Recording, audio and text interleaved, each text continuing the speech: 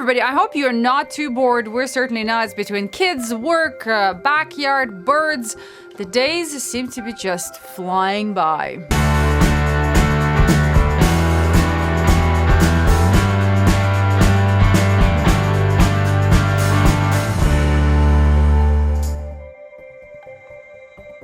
So today's project is something I've been dying to do, but you know, it's either the weather is not right, or I didn't have the right pots, or the earth, or the kids were too young. This is actually something that I am excited to do with my kids. They will be helping me out. So as you know, I have a big backyard, I have lots of trees, so I can actually move my feeders around and place them close to a tree where birds can perch on, or they can hide should a predator show up. But I do get a lot of emails and phone calls, people asking me, well, I put up a bird feeder, but there are no birds. It's been weeks now. And one of the first questions that I ask them is, do you have somewhere for your birds to perch or to hide in case of a predator? And of course, there is nothing. So this is what I'm going to show you, how to create your own perching areas, because it's still kind of cold and nothing is growing here. It says we don't have any flowers or bushes, so we're just using what's around, and it's basically a bunch of sticks. In the summer, of course, when we can grow stuff, we're going to change it around and place something that's not only functional but also beautiful. So here we go. I'm really excited about this. I hope you enjoy it too.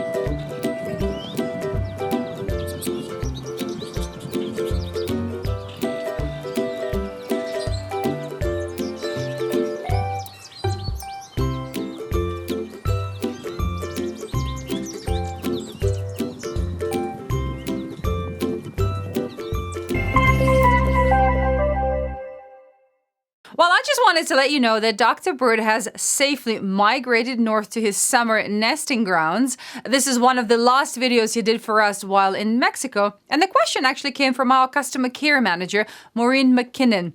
She was wondering whether rust on bird feeders was harmful to birds. Hi, Maureen. I found your question on whether rust on feeders or in bathwater is toxic or perhaps even beneficial to birds highly interesting. Basically, rust is oxidized iron. Let's deal with rusty feeders first. It's highly unlikely that any wild songbird is going to ingest any dangerous amounts of rust from rusty parts on a feeder, but I suppose that while a bird is digging into some suet through a rusty metal grate on a feeder, they could conceivably ingest some of the rust. I checked out the cage bird trade because parrots are famous for chewing on the bars of their cages.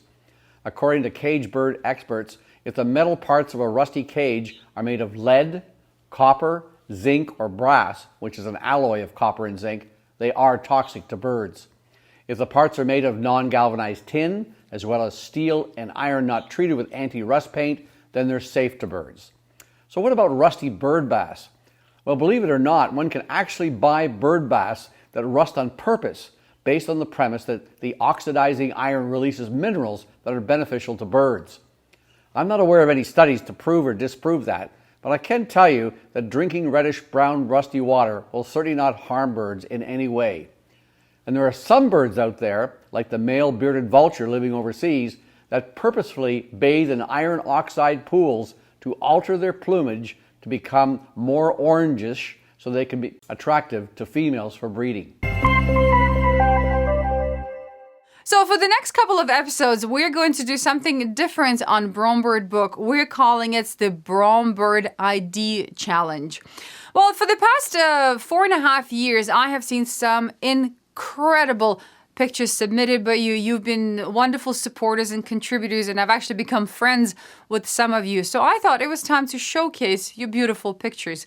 So today is Steve Swearingen from Texas. I absolutely love his style of photography. He helps me remember birds, which makes it easier to identify them later if I ever see them in real life. So here's what the challenge is all about. Please look at the 6 pictures by Steve Swearingen. Send me the names of these birds, and then when we receive the answers from you, we will randomly pick 3 people who sent us the right answers, and we will send those people Squirrel Buster bird feeders. Good luck, everyone.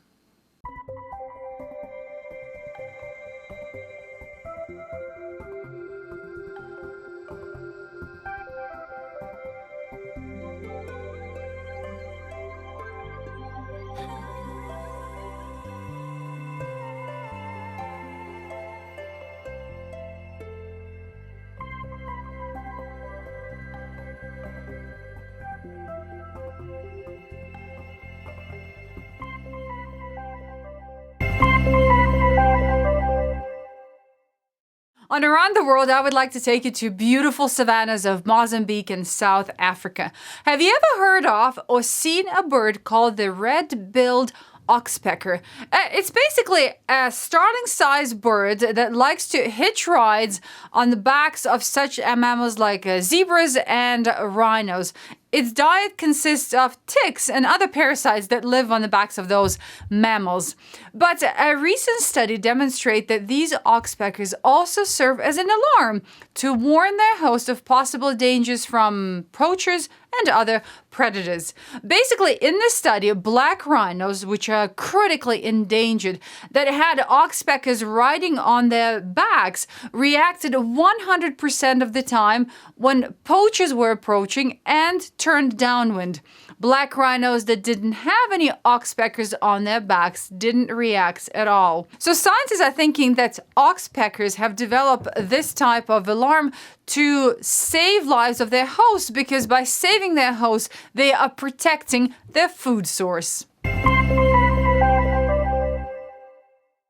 know what kind of news I like to read about? I love stories about wildlife and birds thriving in cities because people have quiet down, they're working from home, and they're just not moving around as much. In Wellington, New Zealand, the piwakawaka, or the fantail, check out this tail, have been seen downtown for the first time ever.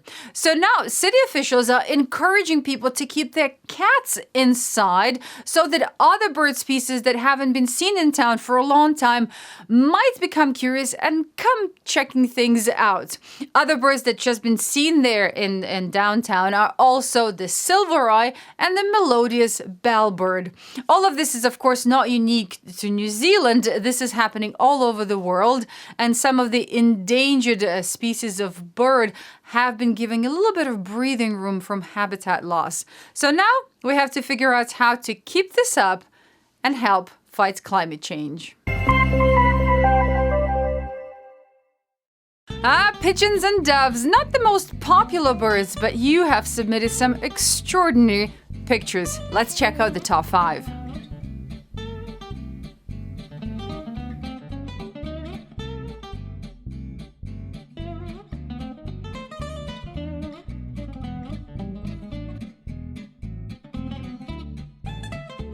And here's the 3rd place.